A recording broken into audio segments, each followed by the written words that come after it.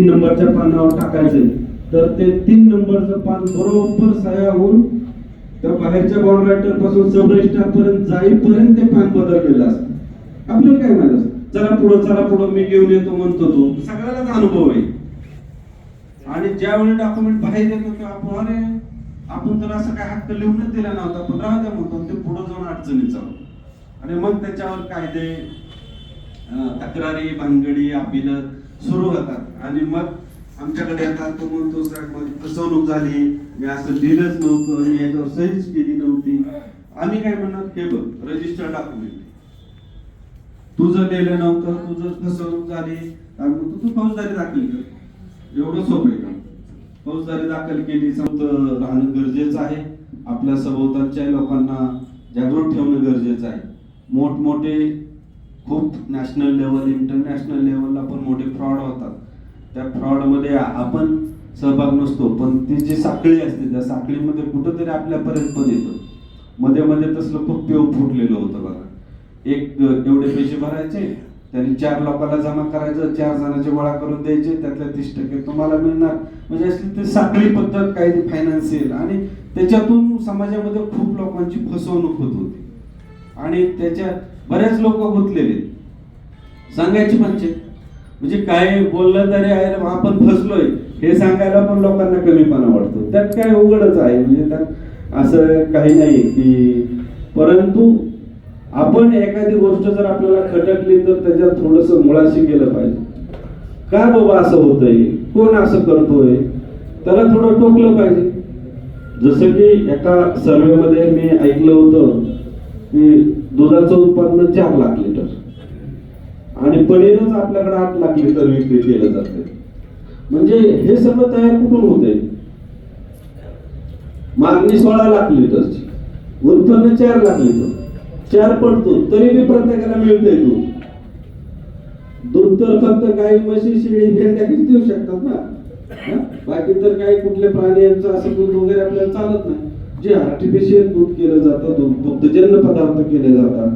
जसं कळतंय तसं ज्यावेळेस कळालं तेव्हा लहानपणी खूप भारी वाटायचं. जत्रेत गेलं, यात्रेत गेलं की पेढा खायचा, पेढे बांधून न्यायचे. म्हणजे यांनी सांगत नाही, पण एखाद्या स्वीट होम मधला पण आता पेढा खायचा म्हणले का अंगावर काटा येतो. आणि ते जर घेऊन आपल्या मुलाला द्यायचं म्हणलं तर त्याच्या पुढचं रिस्क वाटते की बाबा आपण ठीक आहे आपलं 40च्या पुढे गेलं, आपण एखाद्या पचवू आपल्याला, पण ते लहान मुलाला विषबाधा होऊ शकते. त्या लहान मुलाला ते पचल का नाही, त्याच्यामध्ये काय मिलावट केली, काय त्याच्यामध्ये मिक्सअप केले. म्हणजे ह्या गोष्टी आपण बऱ्याच लोकांना सवय आपल्याला असते, आपण गेल्यानंतर बासुंदी, रबडी पण खातो हॉटेलमध्ये, पण पोट बिघडून जातं आणि वाटतं आपण तर काय चांगले खाल्ले. म्हणजे अशा गोष्टी ज्या आहेत, जे सुजाणपणे थोडंसं व्यवस्थित आपण जागृत राहिलं पाहिजे. आसपासच्या आपल्या लोकांना पण आपण जागृत केलं पाहिजे. आजच्या दिवसात हाच उद्देश आहे, बाकी काय नाही. एकत्र यायचं, थोडं विचारमंथन करायचं, कोणाला काय वाटत असेल अनुभव शेअर करायचे. तालुक्यामध्ये, जिल्ह्यामध्ये, आपल्या आसपास कशा पद्धतीने चुकीची काय होत असेल जागृत राहणे, लोकांना समजावून सांगणे. प्रत्येक ग्राहक, प्रत्येक शेतकरी आपल्यापर्यंत येऊ शकत नाही, तर या लोकांपर्यंत थोडंसं बाबा सुजाणपणे राहावं म्हणून आपण एक काम करायचं. यांची ग्राहक संरक्षण जे काही चळवळ आहे, यांची मोठी पालखी चालूच आहे. ते सगळ्या समाजाला जागृत करतात. त्या पालखीच्याच आपण खांदेदार जरी होऊ नाही शकलो तरी त्या पूर्ण दिंडीमधला एक वारकरी म्हणून आपण काम करायचं. प्रत्येकाने आपापल्या लेवलवर, तुम्ही तुमच्या आसपास, आम्ही या ठिकाणी प्रशासन तालुक्यात काम करत असताना लोकांना काय जागृत करून सांगणे किंवा फसवणूक होणार नाही. की बऱ्याच वेळा फसवणूक होत असताना कळत नाही, झाल्यावर कळत. त्यामुळं त्याही ठिकाणी आपण दक्ष राहणं गरजेचं आहे. आजच्या या तालुकास्तरीय आपण जे काय राष्ट्रीय ग्राहक दिन साजरा केला, सर्वांनी एकत्र येऊन अर्धा 1-2 तास झाला आपण वेगवेगळ्या गोष्टीवर चर्चा केली.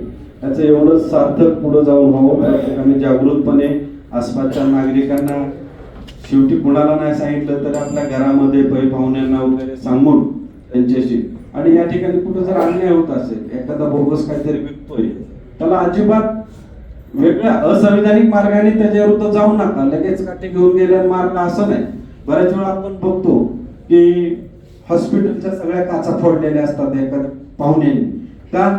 त्यांच्या ज्या माणसाला ट्रीटमेंट व्यवस्थित दिलेली नसते आणि त्याच्यामध्ये मृत्यू झालेला असतो. म्हणजे हा एक उद्विग्न पण आहे. कुणाला हौस नसते. आज मला काय हौस आहे का जायचं एखाद्या हॉस्पिटलमध्ये ध्वंस करायचा, पण ते का तयार होतात? त्या ठिकाणी त्यांना ती व्यवस्थित सेवा मिळालेली नसते आणि त्या कुठंतरी कन्फ्युजन झालेलं असतं किंवा त्या डॉक्टरांनी व्यवस्थित समन्वय केलेला नसतो. कार्यालय आणि अखिल भारतीय ग्राहक परिषदेच्या वतीनं या ठिकाणी हा जो कार्यक्रम आयोजित करण्यात आलेला होता आणि या कार्यक्रमानिमित्त आपणा सर्वांसाठी खरं तर अतिशय मौल्यवान वेळ या ठिकाणी आपल्या तालुक्याचे उपविभागीय अधिकारी आणि दिलखुलास व्यक्तिमत्व. खरं तर साहेब सकाळी 11 वाजल्यापासून संध्याकाळी 5-6 वाजेपर्यंत आम्ही पाहिले. तुम्ही कायम आनंदी असता, त्याचं काय रहस्य आहे ते तुमचं तुम्हालाच माहिती. आणि मला तर तुम्ही कधी चिडलेले सुद्धा दिसलेले नाही. खरं तर तुमच्याकडे जो लोक आपण देतो त्याला तुम्ही न्याय देण्याचा प्रयत्न करता. असो खरं तर अतिशय मौल्यवान असं या ठिकाणी आपण मार्गदर्शन केलं त्याबद्दल मी आपल्या सर्वांच्या वतीनं साहेबांचं अभिनंदन करतो आणि त्यांना धन्यवाद देतो.